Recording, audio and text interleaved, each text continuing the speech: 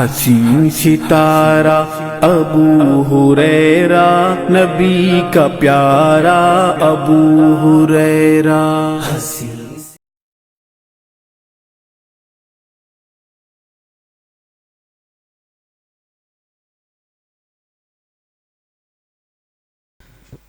السلام علیکم ورحمۃ اللہ وبرکاتہ. الحمد للہ رب العالمین والصلاة والسلام علی رسولہ الکریم اما بعد. بزرگان محترم اور میرے نوجوان ساتھیوں اور پردہ نشین خواتین، جو عنوان آپ کے روبرو سنایا گیا ہے وہ حقوق کی اہمیت سے متعلق ہے، لیکن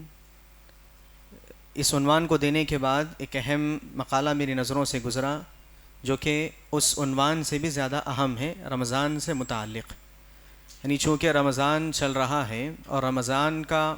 آنے کا مقصد جو اللہ کے رسول صلی اللہ علیہ وسلم نے ذکر کیا ایک الگ انداز سے، کہ اللہ کے نبی جب ممبر پر چڑھ رہے تھے تو اللہ کے نبی نے 3 مرتبہ آمین کہی. اللہ کے رسول سے جب پوچھا گیا کہ آپ نے غیر معمول طور پر ہمیشہ کی طرح نہیں بلکہ ایک الگ انداز سے اس مرتبہ آپ نے آمین کہی، تو اللہ کے رسول صلی اللہ علیہ وسلم نے ارشاد فرمایا کہ میں جب ممبر چڑھ رہا تھا تو حضرت جبرائیل علیہ السلام آئے، آ کر انہوں نے 3 بد دعائیں کی جس پر اللہ کے نبی نے آمین کہی، جس میں سے ایک کے سلسلے میں اللہ کے رسول صلی اللہ علیہ وسلم نے کہا کہ وہ شخص جو رمضان کو پائے لیکن اپنی مغفرت نہ کروا لے.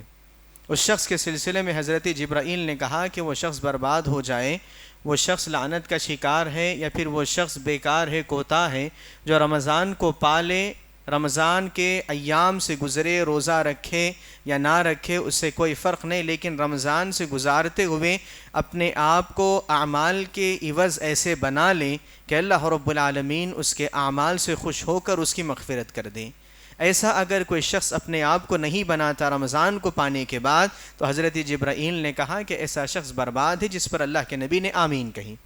تو انشاءاللہ جو حقوق کی ادائیگی کے سلسلے میں عنوان ہے، میں انشاءاللہ گزارش کروں گا کہ اس عنوان کو آگے آنے والے دروس میں 1 آدھ مہینے کے بعد ہم لے لیں گے. لیکن چونکہ رمضان کا مہینہ ہے اور رمضان کے آنے کا مقصد انسان کو اللہ رب العالمین مغفرت چاہتا ہے، رمضان آتا ہے کہ انسان اپنے اعمال ایسے انجام دے کہ جس کے ذریعے اللہ رب العالمین اس سے راضی ہو جائے اور انسان کی مغفرت کر دے.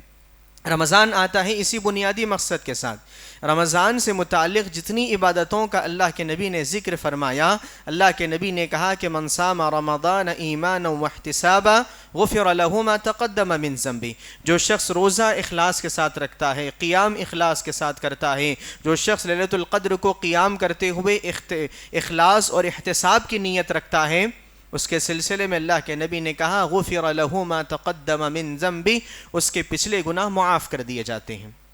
تو رمضان ہماری اپنی مغفرت کے لیے آیا ہے. تو ہم انشاءاللہ استغفار سے متعلق کچھ معلومات حاصل کریں گے تاکہ اب تک کا جو رمضان ہمارا گزرا ہے، تقریباً 22 دن گزر گئے، آج 23ویں رات ہیں، تو کم از کم جو آنے والے 7 دن ہیں یا آنے والے 6 دن ہیں، ان دنوں میں اپنے آپ کو ہم ایسے بنائیں گے انشاءاللہ کہ جس کے ذریعے رمضان کے ختم ہونے سے پہلے اللہ رب العالمین ہماری مغفرت کر دیں.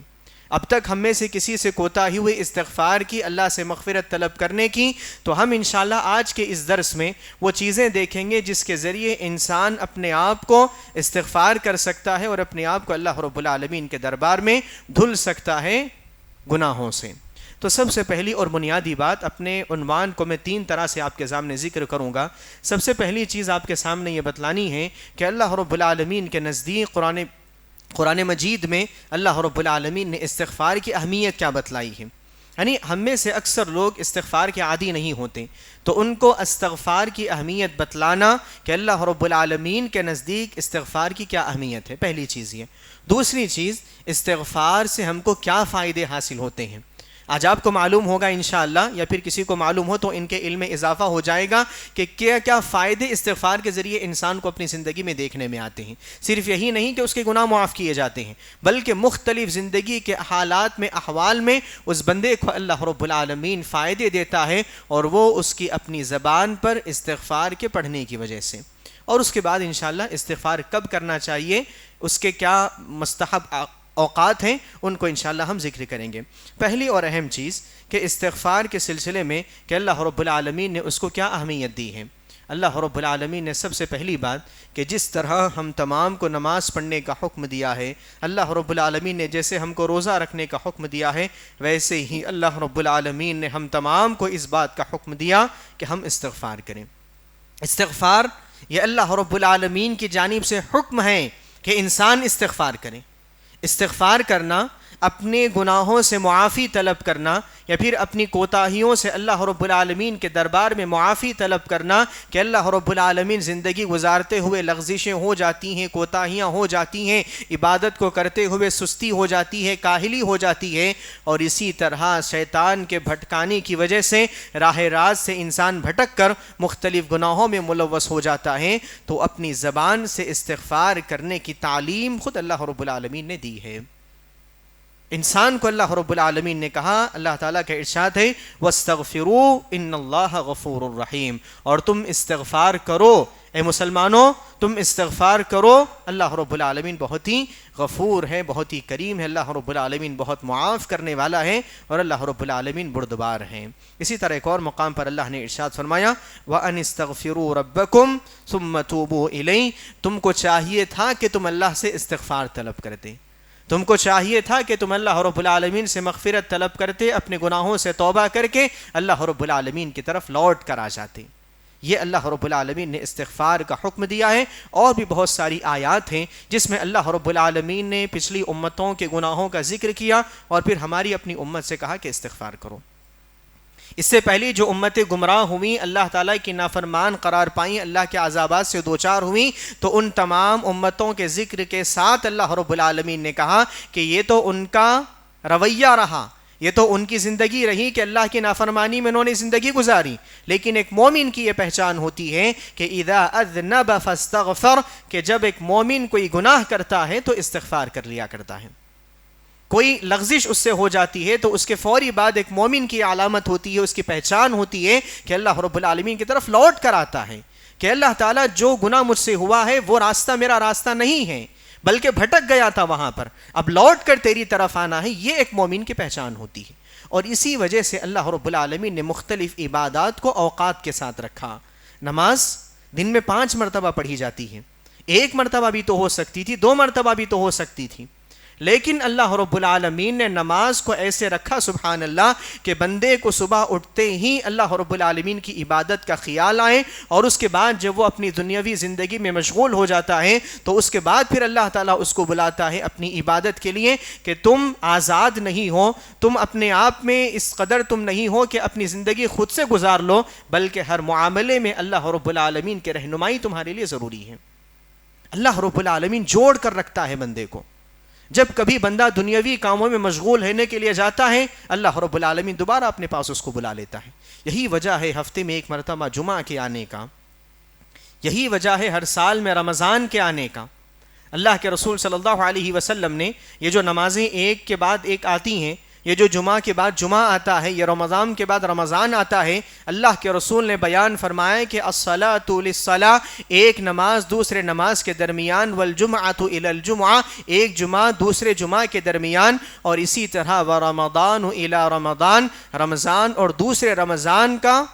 کفارہ ہو جاتا ہے۔ یہ رمضان ہمارا اپنا جو ہم اچھی طرح سے عبادتیں کریں اخلاص کے ساتھ، اتباع سنت کے ساتھ، تو ہمارا یہ جو رمضان گزرے گا عبادتوں میں، یہ ہمارے اپنے پچھلے گناہوں کا کفارہ بنے گا، یعنی یہ استغفار کا سبب بنے گا۔ تو استغفار کو اللہ رب العالمین نے انسان کی اپنی زندگی میں اس قدر اہمیت دی کہ اس کو عبادات میں بھی استغفار کرنے کی تعلیم دی، اور عبادات سے ہٹ کر ذکر میں بھی اللہ رب العالمین نے استغفار کرنے کی تعلیم دی۔ اور اسی طرح جہاں اللہ تعالیٰ نے حکم دیا کہ استغفار کریں، وہیں اللہ رب العالمین نے جو شخص کے استغفار کرنے والا ہو اس کو اللہ رب العالمین نے اہمیت سے نوازا۔ اللہ رب العالمین نے ان کی تعریف بیان کی قرآن مجید میں۔ جو لوگ کے استغفار کرنے کے عادی ہیں، جن کی زندگیوں میں استغفار پایا جاتا ہے، جن کی زبانوں پر استغفار کا ورد ہوتا ہے، ان کے بارے میں اللہ رب العالمین نے تعریف کے جملے ان کے لیے کہے، ان کو اللہ رب العالمین نے قرآن مجید میں مقام دیا کہ والمستغفرین بالاسحار، کہ کہ جو لوگ سحر کے موقع پر استغفار کرنے والے ہیں. تعریف بیان کہ اللہ رب العالمین نے صفات کے ساتھ کہ الصابرین والصادقین والقانتین، کہ وہ لوگ جو صبر کرتے ہیں اللہ کی نظروں میں بہت ہی محبوب ہیں، اللہ کے نظروں میں بہت ہی اہمیت والے ہیں. وہ لوگ کہ جو سحر کے موقع پر استغفار کرتے ہیں. والمستغفرین بالاسحار، استغفار کرنا اللہ رب العالمین کے نظروں میں اہمیت کو بڑھانا ہے، اور اللہ رب العالمین نے جن بندوں کی تعریف بیان فرمائی ان بندوں میں اپنے آپ کو شامل کرنا ہے.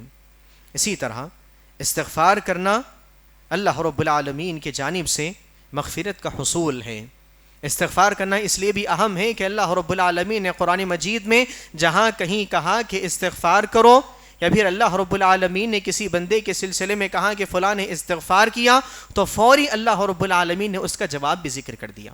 میں آپ کو آگے انشاءاللہ دعائیں سناؤں گا انبیاء کرام علیہ الصلوۃ والسلام کی. تو جن جن نبی نے اللہ رب العالمین سے دعا کی کہ استغفر اللہ، یا پھر مختلف صیغوں میں اللہ رب العالمین سے انہوں نے مغفرت طلب کی، تو فوراً اللہ رب العالمین نے اس کے بعد کہا فغفر لہ، ہم نے ان کو معاف کر دیا. یعنی استغفار کا ایک فائدہ انسان کے لیے، یا پھر استغفار کی اہمیت کچھ یوں ہے کہ جیسے ہی بندے کے زبان سے استغفار کے کلمات نکلتے ہیں، اللہ رب العالمین فوری جواب میں کہتا ہے کہ فغفر لہ، میں نے تم کو معاف کر دیا ہے. کتنی بڑی بات ہے. آپ دیکھیے، یہ عبادتوں کا صلہ ہم کو قیامت کے روز ملے گا، لیکن استغفار کا صلہ فوری طور پر اللہ رب العالمین کی جانب سے مل جاتا ہے. اللہ رب العالمین نے قرآن مجید میں ارشاد فرمایا وَمَن يَعْمَلْ سُوءًا أَوْ يَظْلِمْ نَفْسَهُ ثُمَّ يَسْتَغْفِرِ اللَّهَ يَجِدِ اللَّهَ غَفُورًا رَحِيمًا، کہ جو شخص کوئی گناہ میں ملوث ہوتا ہے، او یظلم نفسہ، اپنے آپ پر ظلم کرتا ہے گناہ کرنے کی وجہ سے، اپنے آپ پر بوجھ ڈالتا ہے گناہوں کا، تو اس کے بعد جب وہ ثم یستغفر اللہ، اس کے بعد جب وہ لوٹ کر آتا ہے استغفار کرتا ہے، تو اللہ رب العالمین نے کہا یجد اللہ غفور الرحیم، جب کبھی لوٹ کر جائے گا اپنے رب کی طرف، اللہ رب العالمین کو مغفرت کرنے والا پائے گا. ایک حدیث میں اللہ کے رسول صلی اللہ علیہ وسلم بیان فرماتے ہیں کہ ایک بندہ گناہ کرتا ہے، اس کے بعد پھر استغفار کرتا ہے، تو اللہ رب العالمین اس بندے کے بارے میں کہتا ہے کہ اذنب عبدی، میرے بندے نے گناہ کیا، وعلم ان ربہ غفور الرحیم، وہ یہ کہتا ہے، اللہ رب العالمین کی جانب سے اعلان ہوتا ہے کہ میرے بندے نے گناہ کیا، لیکن وہ یہ جانتا ہے کہ اس کا رب غفور الرحیم ہے، اس کو معاف کرنے والا ہے، اس نے مغفرت کی، میں نے اس کو معاف کر دیا. بندہ دوبارہ گناہ کرتا ہے، پھر استغفار کرتا ہے، پھر اللہ رب العالمین کہتا ہے کہ میرے بندے نے گناہ کیا تھا، لیکن وہ جانتا ہے کہ میں مغفرت کرنے والا ہوں، اور وہ جب سے اس نے مغفرت کی میں نے اس کو معاف کر دیا. حتیٰ کہ اللہ کے رسول نے کہا کہ اگر کسی بندے کے گناہ عنان السما، آسمان کے بھر کیوں نہ ہو جائیں، زمین و آسمان کے درمیان جتنی اونچائی ہے، جتنی خالی جگہ ہے، وہ سب کے سب گناہوں سے کیوں نہ بھر جائے، اور اس کے بعد کوئی بندہ اللہ رب العالمین سے مغفرت کرتا اتنے گناہوں کو لینے کے باوجود بھی، تب بھی اللہ کے نبی نے کہا کہ اللہ رب العالمین اس کے گناہوں کو معاف کر دے گا. شرط یہ کہ انسان توحید پر رہے، اتباع سنت پر رہے. تو اس طرح استغفار کی اہمیت قرآن مجید میں بتلائی گئی. اللہ رب العالمین نے ہم کو حکم بھی دیا، اور اس کے ساتھ ساتھ اللہ رب العالمین نے کہا کہ اللہ رب العالمین تم کو دعوت دیتا ہے استغفار کی. حکم دینا الگ، دعوت دینا الگ، کہ اللہ رب العالمین کہتا ہے اللہ تعالیٰ تم کو بلاتا ہے استغفار کی طرف. وَسَارِعُوا إِلَى مَغْفِرَةٍ مِّن رَبِّكُمْ، تم دوڑے آؤ اپنے رب کی طرف مغفرت مانگنے کے لیے،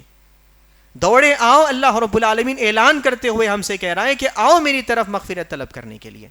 یہ اللہ رب العالمین نے اتنی اہمیت دی. اللہ رب العالمین نے قرآن مجید میں ارشاد فرمایا افی اللہ شک فاطر السماوات والارض یدعوکم لیغفر لکم، کیا اللہ رب العالمین میں کوئی شک ہے جس نے آسمان و زمین کو پیدا کیا ہے؟ یدعوکم، وہ تم کو بلاتا ہے، وہ تم پر اعلان کرتا ہے کہ آؤ لیغفر لکم، تاکہ تم کو معاف کرے، تاکہ تمہاری مغفرت کریں. یہ رمضان آیا ہے تو اس رمضان میں اپنی مغفرت کروا لینا ہر بندے کے لیے ضروری ہے، ورنہ ہم وہ بیکار لوگوں میں سے ہو جائیں گے، وہ نحوست والے لوگوں میں سے ہو جائیں گے جن پر حضرت جبرائیل نے بددعا کی اور اللہ کے نبی نے آمین کہی. تو اسی طرح اللہ رب العالمین نے اہمیت دی. اب اس کے بعد استغفار کرنا انبیاء کرام علیہ الصلوۃ والسلام کی پہچان رہ چکی ہے. انبیاء کرام جن کو اللہ رب العالمین نے اپنا چہیتا بنایا، جو کہ معصوم عن الخطا تھے، ان کے بارے میں ایک مسلمان کا عقیدہ یہ ہے کہ ہر نبی معصوم عن الخطا تھے، ہر نبی نے کوئی گناہ زندگی میں انجام نہیں دیا، یا پھر جو بھی ہوا اللہ رب العالمین نے تمام کے ساتھ ان کے ساتھ معاملہ کر دیا ہے، ان کے بارے میں کوئی سوچا نہیں جا سکتا کہ وہ قیامت کے روز جہنم میں داخل کیے جائیں گے یا نہیں، اس سلسلے میں کوئی سوال نہیں کیا جائے گا۔ تو ایسے انبیاء جن کی زندگیوں میں ہم کو استغفار نظر آتا ہے اور کثرت سے استغفار نظر آتا ہے۔ حضرت آدم علیہ السلام جب اللہ رب العالمین نے ان کو کہا کہ تم اور تمہاری اپنی بیوی جنت میں سکون سے رہو، وَلَا تَقْرَبَا هَذِهِ الشَّجَرَةَ فَتَكُونَا مِنَ الظَّالِمِينَ، کھاؤ پیو پھلوں میں آرام سے زندگی گزارو، لیکن اس جھاڑ کے قریب مت جانا، اگر اس جھاڑ کے قریب چلے گئے، اس کا پھل کھا لیا تو تم اپنے آپ پر ظلم کرنے والوں میں سے ہو جاؤ گے۔ فَأَزَلَّهُمَا الشَّيْطَانُ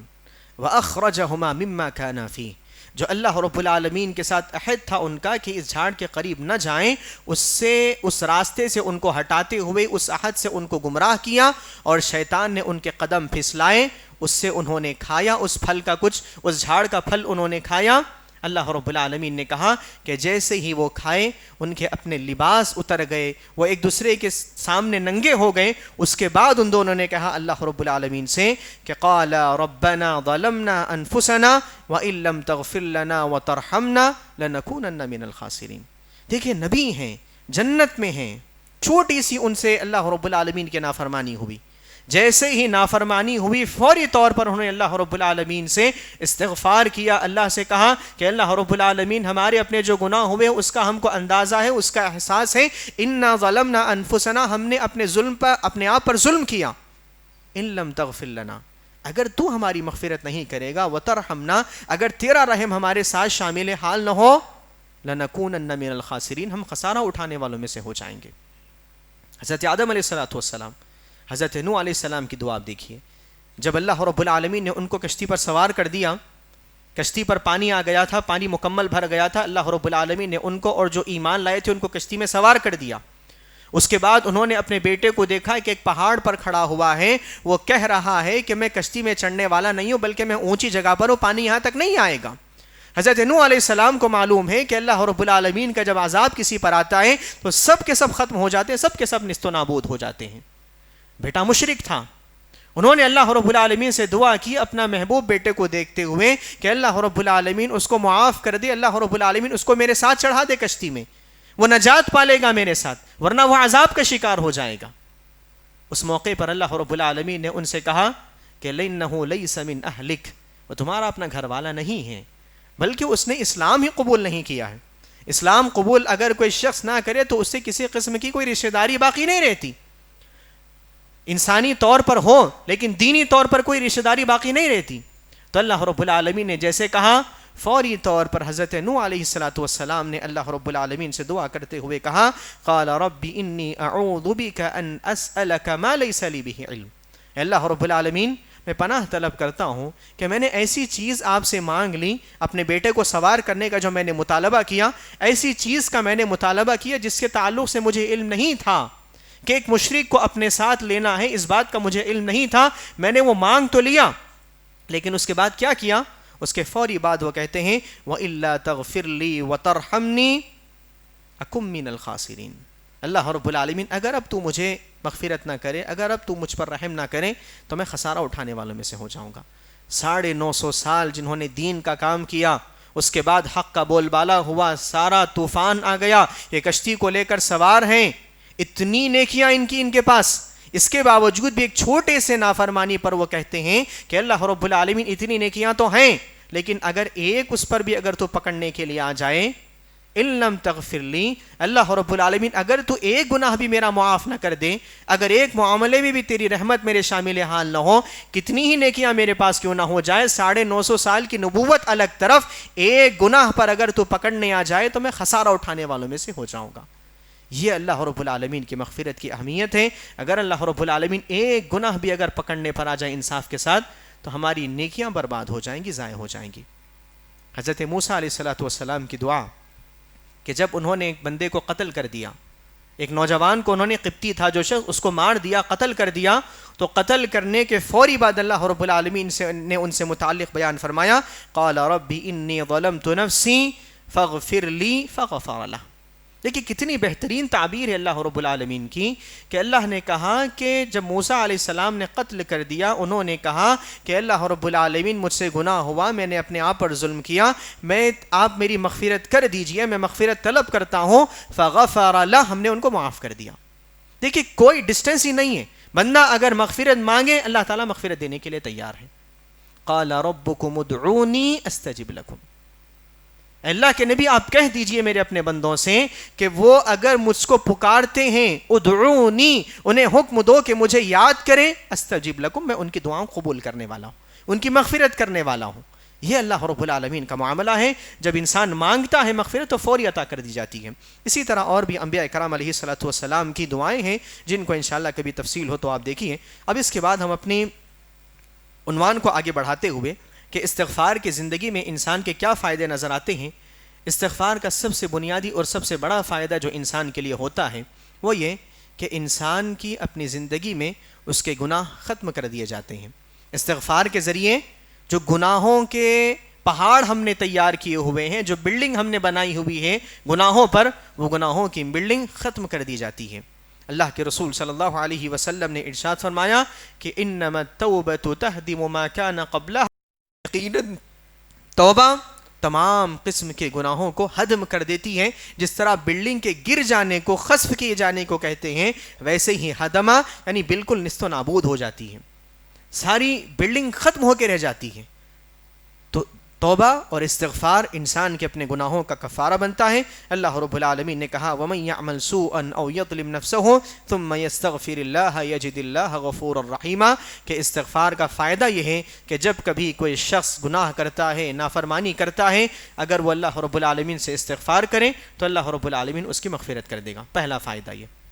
دوسرا فائدہ استغفار کا کہ ہم میں سے اکثر لوگ استغفار کرنے کی جب بات کہی جاتی ہے تو یہی سمجھتے ہیں کہ گنہگار انسان ہی استغفار کرے گا، گناہ کرنے والا آدمی ہی استغفار کرے گا۔ یہ سوچ غلط ہے، بلکہ استغفار وہ شخص کریں، ہر شخص کرنا ضروری ہے استغفار، ہر شخص اس کا محتاج ہے۔ اللہ کے نبی ہی اس بات کے محتاج تھے، اللہ رب العالمین نے اللہ کے نبی کو کہا کہ استغفار کریں۔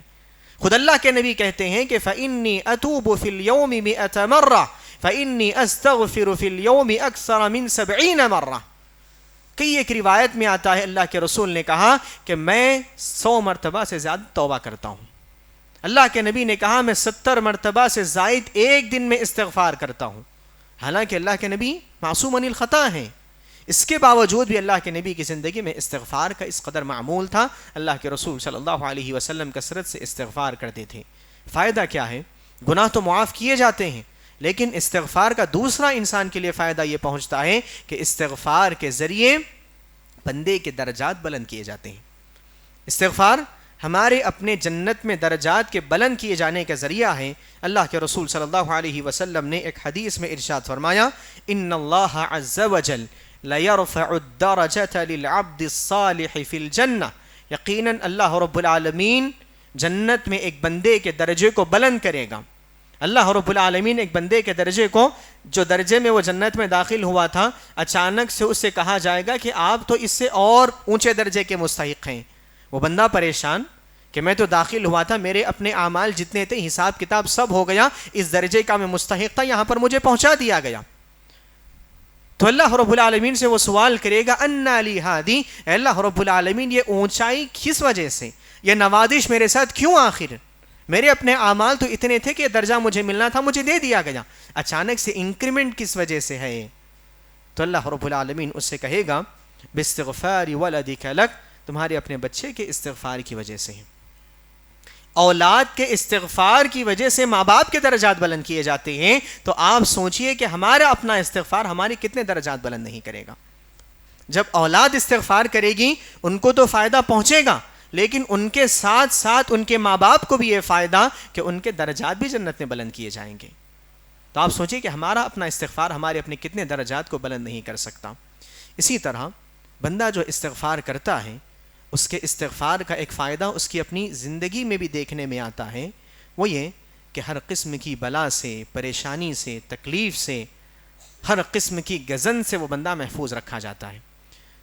کئی لوگ آپ دیکھیے پریشانیوں میں مبتلا ہیں، گھریلو پریشانیاں ہیں، کاروبار میں پریشانی ہیں، تکلیفیں پہنچ رہی اپنے خاندان والوں سے، دوست احباب سے تکلیفیں ہیں، کوئی قرض دے کر 2 سال ہو گیا، 1 سال ہو گیا لوٹا نہیں رہا، پریشانی ایک قسم کی ہے۔ اولاد سے پریشان ہیں کہ اولاد نافرمان ہیں، اولاد ماں باپ سے پریشان ہے، کچھ کے ماں باپ نافرمان ہیں۔ تو یہ ساری پریشانیاں انسان کی، وہ دینی ہو، دنیاوی ہو، معاشرتی ہو، معاشی ہو، وہ کسی بھی طرح کی پریشانی کیوں نہ ہو، تمام قسم کی پریشانیاں، بلائیں، تکلیفیں استغفار کے ذریعے دور کی جاتی ہیں۔ حضرت یونس علیہ السلام کا واقعہ اللہ رب العالمین نے ذکر کیا کہ جب اللہ رب العالمین نے ان کو دعوت دین کا کام کیا، حکم دیا، تو انہوں نے دعوت دین کا کام کیا۔ اللہ رب العالمین کے حکم کے انتظار کرنے سے پہلے ہی وہ اپنی قوم کو لے کر کشتی میں سوار ہو گئے۔ اللہ تعالیٰ کا حکم ابھی نہیں آیا تھا کہ اپنی لوگوں کو لے کر اس بستی سے نکل جاؤ، اس سے پہلے ہی انہوں نے فیصلہ کر لیا اور اپنی قوم کو لے کر نکل گئے۔ تو اللہ رب العالمین نے آزمائش کے طور پر، پریشانی کے طور پر ان کو اللہ رب العالمین نے سمندر میں ڈال دیا، ان کی اپنے قوم والوں نے ان کو سمندر میں گرا دیا، جس کی وجہ سے اللہ رب العالمین نے ایک مچھلی کے پیٹ میں ان کو زندہ رکھا۔ اس کے بعد اللہ رب العالمین کہتا ہے فَلَوْلَا أَنَّهُ كَانَ مِنَ الْمُسَبِّحِينَ لَلَبِثَ فِي بَطْنِهِ إِلَى يَوْمِ يُبْعَثُونَ، کہ اگر حضرت یونس علیہ السلام اگر اللہ تعالیٰ کی تسبیح بیان کرنے والے، اپنے گناہوں کا اعتراف کرنے کے ساتھ اپنی وہ نافرمانی جو انہوں نے کی تھی، اس نافرمانی کا اعتراف کر کے، اس سے مغفرت طلب کر کے اپنے رب کی بڑائی و کبریائی بیان کرنے والوں میں سے نہ ہوتے، تو وہ قیامت تک اسی مچھلی کے پیٹ میں رہتے۔ قرآن مجید کی آیت ہے لَلَبِثَ فِي بَطْنِهِ إِلَى يَوْمِ يُبْعَثُونَ، کہ تو جو ان کے ساتھ آزمائش تھی کہ وہ اللہ رب العالمین کے واسطے سے آزمائش کے طور پر جب وہ مچھلی کے پیٹ میں ڈال دیے گئے تھے، تو وہ آزمائش سے کس وجہ سے نکلے؟ اپنے استغفار کی وجہ سے، اللہ رب العالمین کی بڑائی اور کبریائی کی وجہ سے۔ اپنے گناہوں کا اعتراف، اپنی زبان پر استغفار، تسبیح بیان کرنا، انسان کو اللہ رب العالمین پریشانیوں سے اسے آزاد کر دیتا ہے۔ اللہ کے رسول نے ایک حدیث میں ارشاد فرمایا کہ فاستغفروا اللہ، اللہ رب العالمین سے استغفار کرو، اس لیے کہ استغفار، اللہ کے رسول کہتے ہیں من کل ضیق مخرجا، ہر قسم کی تنگنائیوں سے آسانی کا سبب بنتا ہے، ہر قسم کی پریشانیوں سے نکل جانے کا سبب بنتا ہے۔ اللہ کے رسول صلی اللہ علیہ وسلم نے آگے کہا کہ اللہ رب العالمین استغفار کرنے والے بندے کو پہلے تو تنگیوں سے آزادی میں لاتا ہے، آسانیوں میں لاتا ہے اللہ رب العالمین۔ اگر کوئی شخص دن میں 10 کام ہے، پریشان ہے، یہ بھی کام کمپلیٹ نہیں، وہ بھی کام کمپلیٹ نہیں، یہ اپنے ذہن کو لے کر پریشان ہے، تو یہ پریشانی بھی، وہ جو تنگیاں آپ کو نظر آ رہی ہیں، یا پھر مستقبل کو لے کر من کل ہم فرجا، اللہ کے نبی نے کہا کہ مستقبل کو لے کر ٹینشن کوئی ذہن میں پڑ رہی ہے، یا پھر کوئی پاسٹ میں ایسا کام گزر گیا جس کی ٹینشن انسان کی زندگی میں پڑی ہوئی، ہمیشہ وہ چیز ذہن میں چلتی رہتی ہے، ٹینشنز ہیں تب بھی، انسان کی اپنی زندگی میں تنگیاں ہیں تب بھی، اللہ رب العالمین استغفار کے ذریعے ان تنگیوں کو بھی آسان کرتا ہے، ان ٹینشن سے بھی اللہ رب العالمین نجات دیتا ہے۔ من کل ہم فرجا ومن کل ضیق مخرجا ورزقہ من حیث لا یحتسب۔ استغفار کا ایک اور فائدہ یہ بھی کہ جب بندہ استغفار کرتا ہے تو اللہ کے نبی نے کہا کہ اللہ رب العالمین ان دروازوں سے اس کو رزق دیتا ہے جس کے سلسلے میں اس بندے کو گمان تک نہیں ہوتا۔ یہ اللہ رب العالمین کی جانب سے انسان کی اپنی زندگی میں بلاؤں کا ٹلنا ہے۔ بلائیں اور پریشانیاں استغفار کے ذریعے ہٹتی ہیں۔ اگر کوئی جادو کے ذریعے پریشان ہے، اگر کوئی سمجھیے کہ آپ مس الشیطان کی وجہ سے پریشان ہیں، اگر کوئی اپنی اولاد کی وجہ سے، کوئی اپنے پڑوسی کے تکلیف دینے کی وجہ سے، کوئی اپنے کاروبار میں نقصان کی وجہ سے، کوئی اپنے کم مارکس آنے کی وجہ سے، مختلف قسم کی پریشانیاں، ان تمام کا حل اللہ رب العالمین کی طرف لوٹ کر آنا، اپنے گناہوں سے اللہ رب العالمین کی مغفرت طلب کرنا ہے، استغفار کرنا ہے۔ اسی طرح استغفار کا ایک اور فائدہ انسان کی اپنی زندگی میں یہ بھی دیکھنے کے لیے آتا ہے کہ استغفار انسان کے لیے اس کے اپنے رزق میں، اس کے اپنے مال میں اور اس کی اپنی اولاد میں برکت کا سبب بنتا ہے۔ رزق میں، مال میں اور انسان کی اولاد میں برکت کا سبب بنتا ہے۔ برکت کا مطلب صرف یہی نہیں کہ اس میں اضافہ کر دیا جائے، 2 بیٹے ہیں تو ایسا نہیں کہ 3-4 ہو جائیں گے۔ مال میں اضافے کا مطلب یہ نہیں کہ 20,000 روپے سیلری تھی تو اچانک سے 25 یا 30 ہو جائے گی، بلکہ برکت کا مطلب یہ ہے کہ جو کمائی انسان کو اللہ رب العالمین نے رکھی ہے، جو رزق اللہ رب العالمین نے انسان کے لیے رکھا ہے، وہ رزق، وہ کمائی، اس کو اللہ رب العالمین اس کے لیے سیراب کر دے گا، اتنے ہی میں وہ انسان خوش ہو کر رہے گا، بلکہ اور بھی پیسے بچتے جائیں گے، اس قدر برکت ہوگی، اپنے اخراجات بھی پورے، اپنے گھر والوں کے اخراجات بھی پورے، اپنی ضروریات بھی پوری، اپنے خواہشات بھی پورے۔ یہ عبادت والی زندگی اور استغفار کی وجہ سے ہے۔ حضرت نوح علیہ السلام سے جب ان کی قوم نے شکایت کی تو انہوں نے کہا کہ فَقُلْتُ اسْتَغْفِرُوا رَبَّكُمْ إِنَّهُ كَانَ غَفَّارًا، کہ تم اللہ رب العالمین سے استغفار طلب کرو، یقیناً اللہ رب العالمین تم کو مدد کرے گا۔ يُرْسِلِ السَّمَاءَ عَلَيْكُمْ مِدْرَارًا، تمہارے لیے اللہ رب العالمین پانی کو برسائے گا، آسمان سے برسات ہوگی، آسمان سے اللہ رب العالمین تمہارے لیے اطمینان نازل کرے گا۔ وَيُمْدِدْكُمْ بِأَمْوَالٍ وَبَنِينَ، اور تمہارے لیے مال کے ذریعے اور اولاد کے ذریعے مدد کرے گا۔ مال بھی انسان کے لیے مددگار ثابت ہو، اولاد بھی انسان کے لیے مددگار ثابت ہو، اور یہ 2 نعمتیں ایسی ہیں انسان کو مل جائیں لیکن وہ مددگار ثابت نہ ہو تو بہت ہی برا شخص ہو جاتا ہے، بہت ہی آزمائش ہو جاتی ہے۔ مال ہو لیکن کام نہ آئے انسان کے لیے، جہاں بھی پیسہ لگا رہی نقصان ہو رہا ہے، جہاں بھی کاروبار کرنے جا رہے ہیں نقصان ہو رہا ہے۔ اولاد کو پڑھنے کے لیے ڈالے، پیسہ لگائے، لیکن اولاد پڑھ کر بھی فائدہ مند ثابت نہیں ہوئی، جتنی فیس دے کے پڑھائے تھے وہ بھی نقصان میں چلے گا۔ تو انسان کے لیے مال بھی اور اولاد بھی مدد کے طور پر آئیں تو انسان کے لیے فائدہ، اور اگر نقصان کے طور پر آئیں تو جتنا نقصان ان دونوں کے ذریعے ہوتا ہے کسی اور نعمت کے ذریعے اتنا نقصان انسان کو نہیں ہوتا۔ اولاد انسان کی ناک کٹانے کے لیے ہو جاتی ہے اگر وہ مددگار ثابت نہ ہو، انسان کی عزت و آبرو کو چھیننے کے لیے تیار ہو جاتی۔ اس طرح سے اللہ رب العالمین کہتا ہے کہ استغفار کرو، تم کو اللہ رب العالمین اولاد اور مال کے ذریعے مدد کرے گا، یعنی اولاد بھی فرما بردار ہوگی، کسی بھی فیلڈ میں جائے گی تو کامیاب ہوگی، تمہارا اپنا نام روشن کرے گی، اللہ رب العالمین کے حقوق اور تمہارے اپنے حقوق کا خیال کر کے زندگی گزارے گی، اور جو مال اللہ رب العالمین نے تم کو دیا ہے وہ مال میں بھی مدد فرمائے گا، یعنی اللہ رب العالمین حلال طریقے سے اس مال کو کمانے کی توفیق دے گا تو حلال کمائی میں اللہ رب العالمین اس کو لگانے میں بھی توفیق دے گا۔ اسی طرح استغفار کا ایک اور اہم فائدہ انسان کی اپنی زندگی میں یہ بھی ہوتا ہے کہ استغفار کے ذریعے انسان کے اپنے دل میں اللہ رب العالمین نرمی پیدا کرتا ہے۔ دنیا میں سب سے خطرناک قسم کا عذاب اگر کوئی ہے تو وہ دلوں کی سختی ہے۔ آپ یہ بات یاد رکھیں کہ اگر کسی شخص کا دل سخت ہو گیا، اگر اس کو قرآن مجید سے، دین سے، اس شریعت سے، اس احادیث سے، اللہ کے نبی کی عبادات سے کوئی تعلق نہیں ہے، اگر اس شخص کو قرآن مجید کے پڑھتے ہوئے نہ آنکھوں سے آنسو جاری ہوتے ہیں، نہ اس کا دل لرزنے لگتا ہے، نہ اس کے رونگٹے کھڑے ہوتے ہیں، اگر کسی شخص کو، کسی یتیم کو دیکھ کر ترس نہیں آتا، کسی بیوہ کی زندگی کو دیکھ کر اس شخص کے اپنے دل میں رحم پیدا نہیں ہوتا، جس طرح کہ ہمارے اپنے معاشرے میں بڑے امیر لوگوں کو آپ دیکھیے، ان کو کسی مڈل کلاس کے طبقے سے، کسی غریب سے کوئی تعلق نہیں ہوتا۔ یہ دلوں کی سختی ہے جو اللہ رب العالمین دنیا میں نازل کرتا ہے، اور یہ سب سے بڑا عذاب ہے، دلوں کی سختی۔ انسان کو جب مال آ جائے، پیسہ آ جائے، اور اس کے ساتھ اللہ تعالیٰ کی توفیق شامل حال نہ ہو تو اس کے ذریعے انسان آزمایا جاتا ہے، اور دلوں کی سختی دنیا میں سب سے بہترین عذاب ہے۔ اگر کوئی شخص اس عذاب کے ذریعے دوچار کر دیا گیا تو اس کی دنیا بھی برباد ہو جاتی ہے، نہ لوگوں میں اس کا مقام رہتا ہے، نہ عزت رہتی ہے، نہ دل سے کوئی بندہ اس کو محبت کرتا ہے، اور نہ ہی اللہ رب العالمین کے نزدیک اس کا کوئی مقام رہتا ہے۔ آج آپ دیکھیے، بادشاہت تو فرعون کو ملی تھی، لیکن آج تک بھی اور قیامت تک بھی جتنے لوگ بھی اس کو یاد کریں گے اپنے دل میں بغض رکھ کر اس کو یاد کریں گے۔ دنیا بھی برباد، رہتے ہوئے غرق ہو کر مر گیا، اور اس کے بعد جب مر گیا تب بھی اس کو جب لوگ یاد کرتے ہیں تو برے سے یاد کرتے ہیں، قیامت کے دن تو اللہ رب العالمین اس کا معاملہ کرنے والا ہے۔ تو اس طرح دلوں کی سختی انسان کو اس قدر نقصان پہنچاتی ہے، تو اپنے دلوں کو ہم نرم کرنا چاہتے ہیں تو استغفار کریں۔ استغفار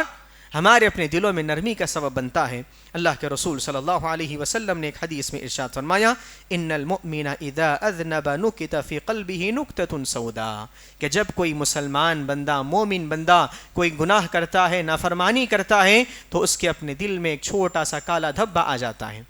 اور اگر وہ گناہوں کو بڑھاتا جائے، گناہوں کا عادی بن جائے، روٹین میں اس کے گناہ آ جائیں، تو وہ کالا دھبا بڑھتے بڑھتے مکمل سیاہ دل بن جاتا ہے، یعنی سختی کی طرف آ جاتا ہے،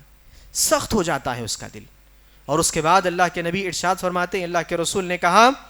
کہ جب فَإِنَّهُ نَزَغَ وَاسْتَغْفَرَ وَتَابَ، اور اگر وہ بندہ اپنے آپ کو اس سے نکالتا ہے، ان گناہوں سے اپنے آپ کو محفوظ کر لیتا ہے، ان گناہوں کی زندگی سے اپنے آپ کو بدل لیتا ہے، وَاسْتَغْفَرَ وَتَابَ، استغفار کرتا ہے اور توبہ کرتا ہے، ثَقُلَ قَلْبُهُ، تو اس کے دل میں اللہ رب العالمین کشادگی پیدا کر دیتا ہے،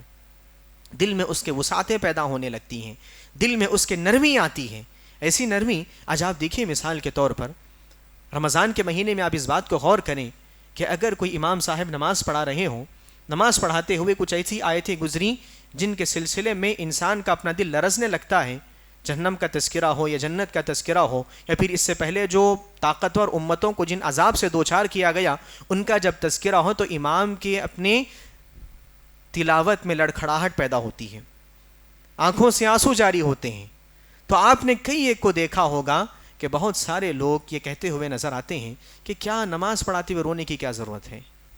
ارے میرے بھائی، قرآن مجید ایک خشیت والا کلام ہے، ایک خشوع والا کلام ہے۔ حضرت ابوبکر صدیق رضی اللہ تعالیٰ جب قرآن مجید پڑھتے تو اتنی آواز ان کی اونچی ہو جاتی اور وہ اس قدر رونے لگتے کہ مشرکین کی عورتیں آ کر سنتی تب بھی وہ رونے لگ جاتی۔ ان کے شوہروں کو اس بات کا خدشہ ہوا کہ قرآن مجید کو سنتے سنتے ان کے دل اتنے نرم ہو جائیں گے کہ وہ اسلام قبول کر لیں گی۔ انہوں نے روک دیا، اللہ کے نبی کے سامنے آ کر کہا اللہ کے نبی سے کہ اگر حضرت ابوبکر صدیق قرآن مجید کی تلاوت کریں گے، اور کب؟ رات کے موقع پر وہ عبادت کیا کرتے تھے، تو قرآن مجید سے مشرکین کو اتنی دلچسپی تھی کہ ایک مرتبہ جیسے انہوں نے کلام سنا، رات کے 2-3 بجے اٹھ کر وہ ان کے گھر کے پاس جاتی، کھڑے ہو کر قرآن مجید سنتی۔ تو وہ چیز کو دیکھ کر مشرکین کو یہ تکلیف پہنچی، تو انہوں نے کہا کہ ان کو روک دو قرآن مجید سنانا۔ اور ہمارے اپنے معاملات، قرآن مجید پڑھا جا رہا ہے، کوئی اثر نہیں، امام صاحب رو رہے ہیں، کوئی اثر نہیں۔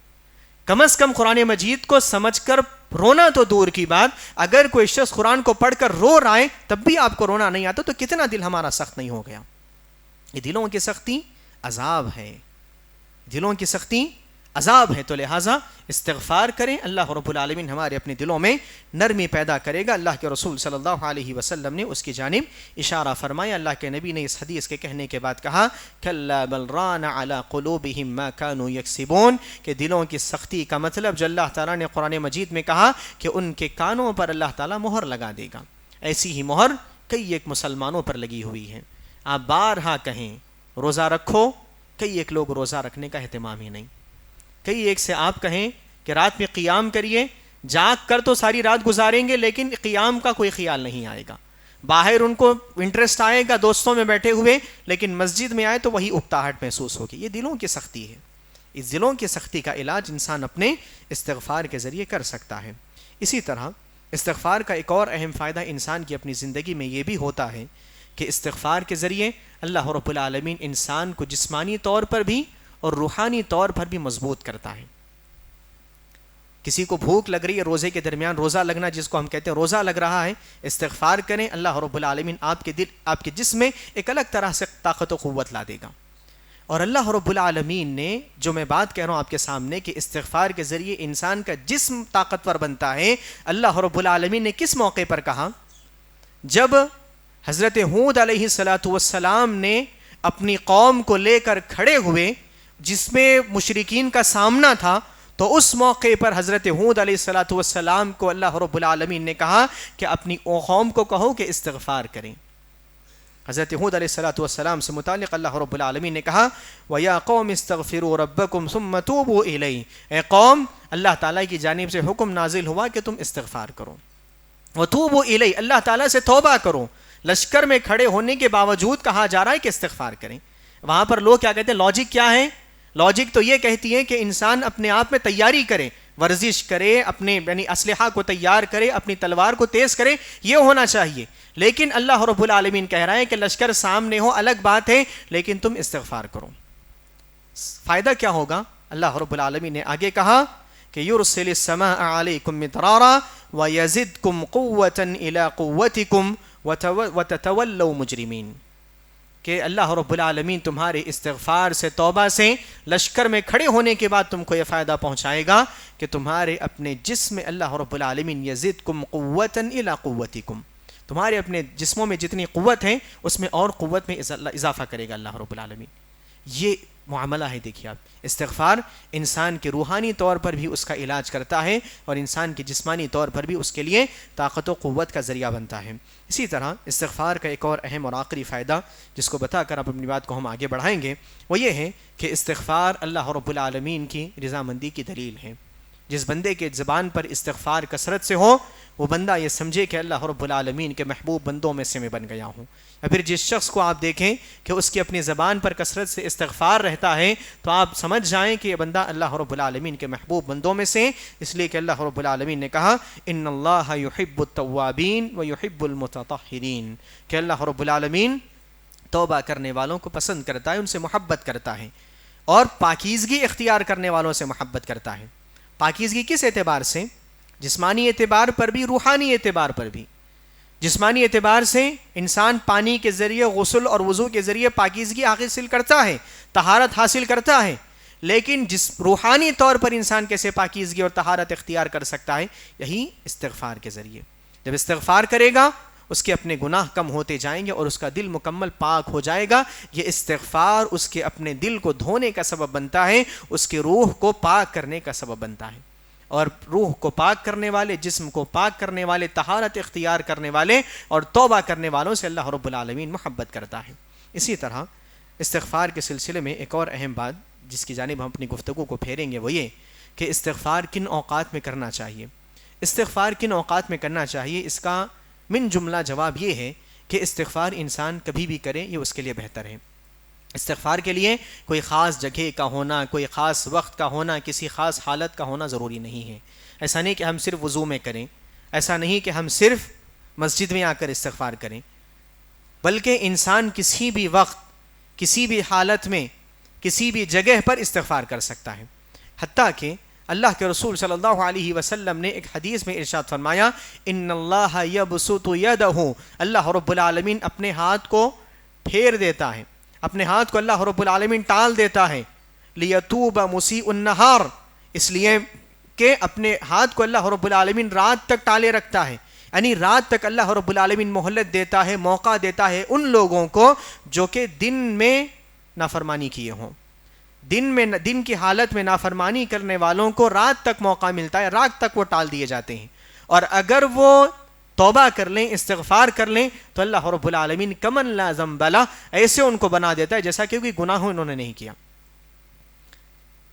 ایک حدیث جس کو آپ نے سنا ہوگا، ایک شخص اگر کوئی نیکی کا ارادہ کرے تو نیکی کے ارادے پر اس کو ایک نیکی لکھی جاتی ہے. اگر وہ نیکی کر لیں تو اس کو اللہ رب العالمین 7 سے لے کر 700 کے درمیان جتنا اخلاص ہوگا، جتنی اتباع ہوگی، جتنا اس کے اندر شوق ہوگا، اتنا اللہ رب العالمین اس کو دے گا. جی، نیکی کا معاملہ یہ. اور اسی طرح اگر کوئی بندہ برائی کا ارادہ کرتا ہے تو اللہ رب العالمین اس پر کچھ نہیں لکھتا یہاں تک کہ وہ برائی کرے، اور جب وہ برائی کر لیتا ہے تو اللہ رب العالمین اس کو وقت دے دیتا ہے، اتنا وقت کہ ایک دن جیسا وقت اس کو لکھا جاتا ہے. جیسا کہ اس حدیث میں بیان فرمایا گیا کہ اگر کوئی دن میں گناہ کرے تو رات تک اس کو مہلت ملتی ہے، اگر کوئی رات میں گناہ کرے تو دن تک اس کو مہلت ملتی ہے. اس لیے کہ اعمال اللہ رب العالمین کے پاس فجر کے موقع پر، فجر کی نماز کے بعد اور عصر کی نماز کے پاس پہنچائے جاتے ہیں. تو دن بھر کے اعمال کو مہلت دی گئی فجر تک، اور رات بھر کے اعمال کو مہلت دی گئی عصر تک. اس طرح اللہ رب العالمین مہلت دیتا ہے انسان کو. اور اگر وہ شخص اپنے گناہ سے مغفرت طلب کر لے تو اس کو ایسے بنا دیا جاتا ہے جیسا کہ اس نے کوئی گناہ ہی نہیں کیا ہو. اور اگر ایک دن گزر گیا، اس نے استغفار نہیں کیا، اس کو اپنے گناہ پر کوئی ندامت نہیں، کوئی افسوس نہیں، بلکہ مست مگن ہے اپنے آپ میں، تو اللہ رب العالمین اس کو چھوڑے رکھتا ہے یہاں تک کہ قیامت آ جائے. اور اگر اس سے پہلے وہ استغفار کر لے، اپنی زندگی میں تبدیلی لا لے، تو اللہ رب العالمین نے کہا ان التوبۃ تہدم ما کان قبلھا، توبہ انسان کے پچھلے گناہوں کو ہدم کر دیتی ہے، ختم کر دیتی ہے۔ کتنے موقع دیتا ہے اللہ رب العالمین۔ تو اس طرح استغفار ہر گناہ کے بعد ہونا چاہیے۔ استغفار کا عمومی بات یہ کہ ہمیشہ ہم دن بھر شام کبھی بھی ہوں ہم استغفار کرتے رہیں۔ اللہ کے رسول نے یہاں تک بیان فرمایا کہ اگر کوئی بندہ رات میں اچانک ڈر کر اٹھ جائے تو استغفار کرے، رات کو سوتے ہوئے استغفار، رات میں نیند جاگ جائے تو استغفار، اٹھنے کے بعد استغفار، اور اس کے بعد نمازوں کے بعد استغفار، ہر موقع پر استغفار کرنا چاہیے۔ لیکن جو بہترین اوقات ہے جس میں استغفار زیادہ اثر انداز ہوتا ہے، پہلا جو وقت ہے گناہ کے بعد۔ اگر کوئی گناہ ہوا تو اس گناہ کے فوراً بعد، کوئی نافرمانی ہوئی تو اس نافرمانی کے فوراً بعد انسان استغفار کرے۔ میں نے آپ کے سامنے واقعہ ذکر کیے، حضرت آدم علیہ السلام سے نافرمانی ہوئی، نافرمانی ہوتے ہی فوری انہوں نے کہا کہ ربنا انا ظلمنا انفسنا، اللہ رب العالمین ہم سے ظلم ہو گیا، فإن لم تغفر لنا وترحمنا لنکونن من الخاسرین، اگر تو ہم پر مغفرت نہ کرے، اگر تو ہم پر رحم نہ کرے تو ہم خسارے والوں میں سے۔ تو حضرت آدم علیہ السلام کی مثال، حضرت یونس علیہ السلام کی مثال، جیسے انہوں نے نافرمانی کی ان کو احساس ہوا، انہوں نے استغفار کرنا شروع کر دیا، صبح شام استغفار کرتے تھے۔ کئی ایک انبیاء کرام علیہ السلام کی، حضرت موسیٰ علیہ السلام کی مثال آپ کے سامنے۔ تو اس طرح سے گناہ کے بعد اگر انسان استغفار کرتا ہے تو فوری طور پر وہ گناہ معاف کر دیا جاتا ہے، پہلی بات۔ اب اسی طرح دوسرا اور اہم مقام جس پر استغفار کرنا چاہیے وہ ہر نیکی کے بعد،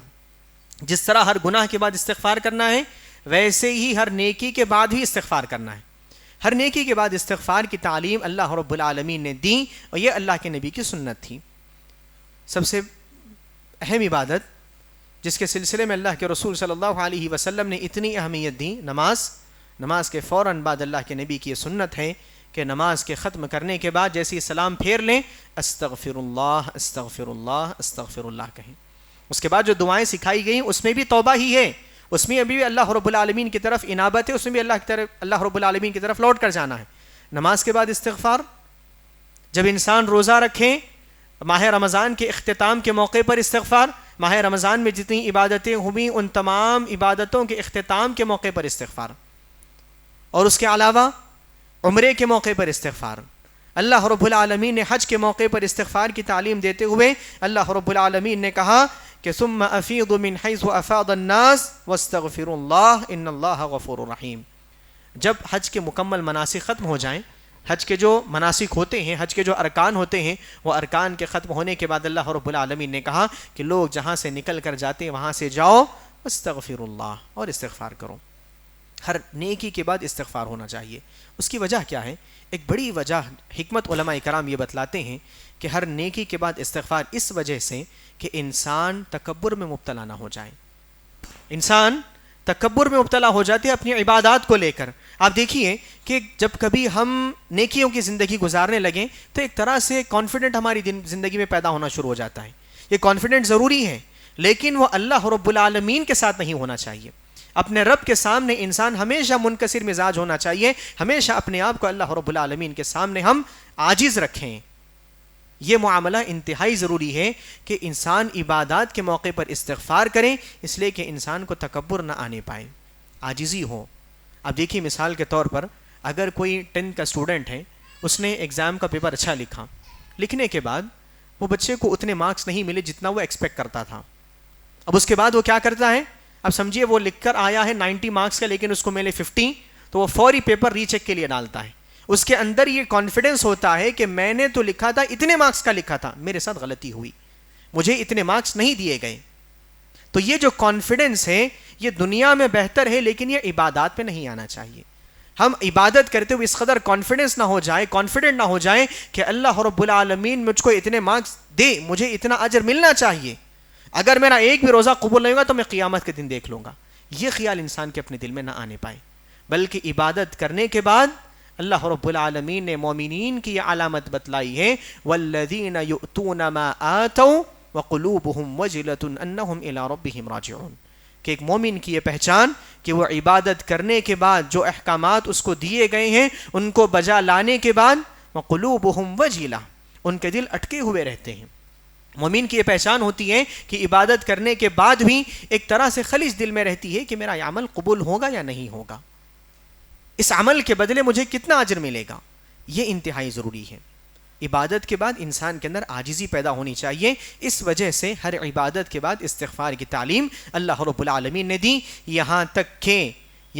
کہ اللہ رب العالمین نے سب سے عظیم جو ذمہ داری، سب سے عظیم جو عبادت دی تھی اللہ کے رسول صلی اللہ علیہ وسلم کو، اس عبادت کی تکمیل کے بعد اللہ رب العالمین نے کہا کہ آپ استغفار کریں. نبوت جیسی ذمہ داری اللہ کے نبی کو دی گئی، کوئی معمولی بات نہیں ہے. وہ اللہ کے نبی تمام مخلوقات کے سردار بنائے گئے، قیامت تک رہنے والے دین کے اللہ کے نبی ہادی بنائے گئے. اس کے باوجود بھی اتنی بڑی ذمہ داری ملی. اور اس کے بعد ایسا نہیں کہ اللہ رب العالمین نے کہا کہ آپ نے فلاں کمی کر دی، یہ عبادت ایسی بتائی گئی تھی آپ نے ایسی بتا دی، بلکہ اللہ رب العالمین نے خود گواہی دی اللہ کے نبی کے سلسلے میں کہ الیوم اکملت لکم دینکم واتممت علیکم نعمتی ورضیت لکم الاسلام دینا. کہ اللہ رب العالمین جس دین کے ارادہ کرنے کا ہم نے ارادہ کیا تھا، جس کا ذمہ دار ہم نے آپ کو بنایا تھا اللہ کے نبی، اس کو آپ نے مکمل کر دیا. وہ دین مکمل ہو گیا، اب اس میں کوئی کمی نہیں ہے.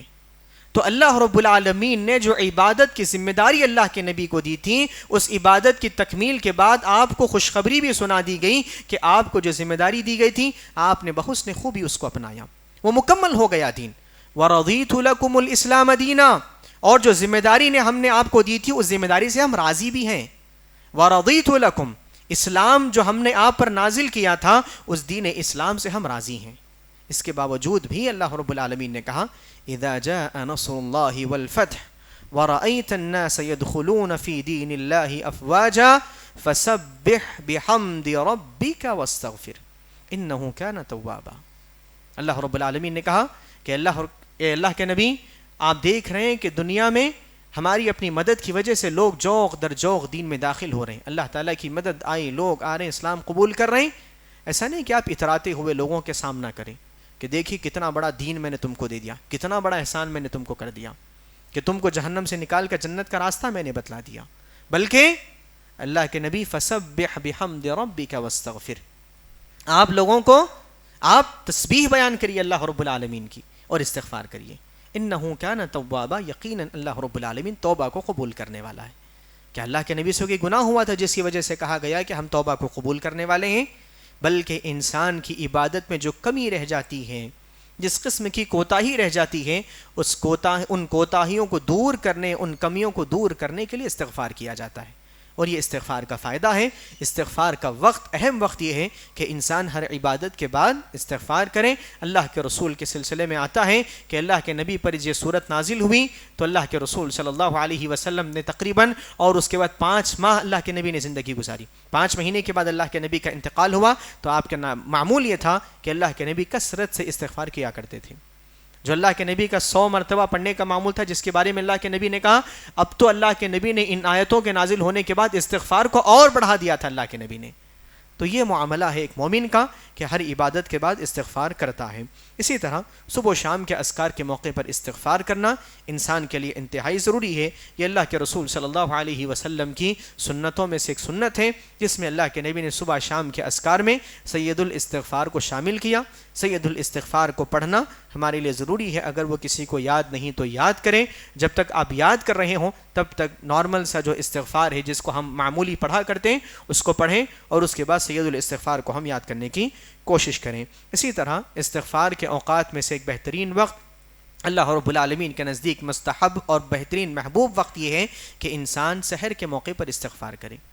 رات کو اٹھ کر تہجد کے موقع پر استغفار کرنا یہ اللہ رب العالمین کو بہت پسندیدہ ہے. اللہ رب العالمین نے ایسے بندے جو رات کو اٹھ کر تہجد میں استغفار کرتے ہیں ان کی تعریف بیان کرتے ہوئے اللہ رب العالمین نے کہا کہ والمستغفرین بالاسحار، جو سحر کے موقع پر استغفار کرتے ہیں. تو اس طرح سے اللہ رب العالمین نے ان کی تعریف بیان فرمائی. اور اسی طرح انسان جب رات میں سوتے ہوئے بستر پر ڈراؤنے خواب سے اٹھ جاتا ہے یا پھر سوتے ہوئے کروٹ بدلتے ہوئے جب آنکھ کھل جاتی ہے تو اس موقع پر اللہ رب العالمین کی طرف لوٹتے ہوئے استغفار کرنا یہ ہماری اپنی سنتوں میں سے ایک سنت ہے. اللہ کے رسول صلی اللہ علیہ وسلم نے ہم کو یہ تعلیم دی کہ جب کبھی کوئی بندہ ڈر کر خواب کی وجہ سے اٹھ جاتا ہے، خوف میں اٹھ جاتا ہے تو اس موقع پر وہ استغفار کرے۔ وجہ کیا ہے آپ دیکھیے، ایک آپ چھوٹی سی یعنی مثال کے ساتھ کہ جب کوئی ہمارے اپنے بچے صحن میں کھیل رہے ہوں یا باہر ہوں، کوئی ایک ایسا شخص گزرا جس کو دیکھ کر ڈر کر، جس کی آواز کو سن کر کوئی بیچنے والے گزرتے ہیں تو ہمارے اپنے بچے بھاگتے ہوئے آتے ہیں، کوئی پکڑنے والا آیا تو جب وہ آ کر ہمارے اپنے گلے سے چمٹ جاتے ہیں تو ایک الگ طرح کی خوشی ہم کو ملتی ہے، ایک الگ طرح کا یعنی سمجھی رضامندی ہماری اپنے دل میں آ جاتی ہے کہ میرا بچہ کہیں بھی چلا جائے لوٹ کر میرے اپنے پاس آنے والا ہے۔ وہ چھوٹا بھائی ہو، کسی کا بیٹا ہو، کوئی بھی ہو، جب وہ ایسے معاملات ہوتے ہیں، ڈراؤنے معاملات، تو ہماری طرف جب لوٹ کر آتے ہیں، تو اس طرح جب شیطان کسی کو برے خواب کے ذریعے ڈراتا ہے تو ایسا شخص اللہ رب العالمین کی طرف لوٹ کر آتا ہے تو اللہ رب العالمین اس کو کتنا پسند نہیں فرمائے گا۔ اللہ کے رسول صلی اللہ علیہ وسلم نے کہا، من تعار من اللیل وفی الآخرہ قال اللہم اغفر لی ادعو استجیب لہ۔ اللہ کے رسول صلی اللہ علیہ وسلم نے کہا، اگر کوئی بندہ رات کے موقع پر ڈر کر اٹھتا ہے، اٹھنے کی وجہ سے استغفار کرے، یہ اس کے لیے بہتر ہے، لیکن اگر وہ بندہ وضو کرتا ہے اور نماز پڑھتا ہے تو اللہ رب العالمین اس سے کہتا ہے کہ جو مغفرت مانگنا ہے مانگ لو، میں مغفرت کر دوں گا۔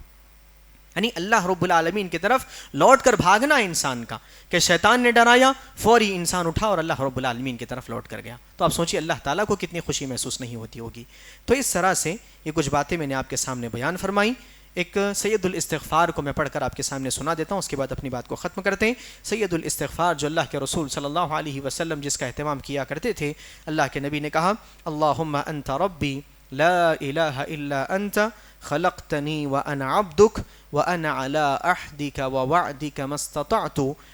واعوذ بک من شر ما صنعت ابوء لک بنعمتک علی وَأَبُوءُ بِذَنْبِي فَاغْفِرْ لِي فَإِنَّهُ لَا يَغْفِرُ الذُّنُوبَ إِلَّا أَنْتَ۔ یہ سید الاستغفار کافی فضیلتوں والا عمل ہے، اس کی کیا فضیلتیں ہیں اور اس کی کیا تفصیلات ہیں، انشاءاللہ کبھی وقت ملا، کبھی موقع ہو تو انشاءاللہ ہم دیکھیں گے۔ دعا ہے اللہ رب العالمین سے کہ اللہ رب العالمین ہم تمام کو کثرت سے استغفار کرنے والا بنائیں۔ اللہ رب العالمین ماہ رمضان ماہ غفران ہے، مغفرت والا مہینہ ہے، اللہ رب العالمین اس مہینے کے ختم ہونے سے پہلے ہم کو اس قدر متحمل بنا کہ ہم اپنے اعمال کے عوض، اپنے کلام کے عوض، اپنی دعاؤں کے عوض اپنی مغفرت کروا لیں۔ اللہ رب العالمین ہماری اپنی زبان اس استغفار کی کلمات کو تو ادا نہیں کر سکتی، اللہ رب العالمین تمہارے اپن پر کرم کرتے ہوئے، فضل کرتے ہوئے ہماری اپنی مغفرت فرما۔ اللہ رب العالمین جو مسلمان بھائی پریشان حال ہیں، اللہ رب العالمین ان کی پریشانیوں کو دور فرما، خصوصاً جو خود پریشانیوں سے گزر رہے ہیں فلسطینی بھائی، اللہ رب العالمین ان تمام کو آسانی کی طرف لے کر آ، ان کے تنگنائیوں کو اللہ رب العالمین آسانیوں میں تبدیل کر، اللہ رب العالمین دشمن کو نست و نابود کر۔ آمین وآخر دعوانا ان الحمد للہ رب العالمین والسلام علیکم ورحمۃ اللہ وبرکاتہ۔ مزید علماء اور مقررین کے بیانات سننے کے لیے ہمارے YouTube چینل کو سبسکرائب کیجیے۔ جزاک اللہ۔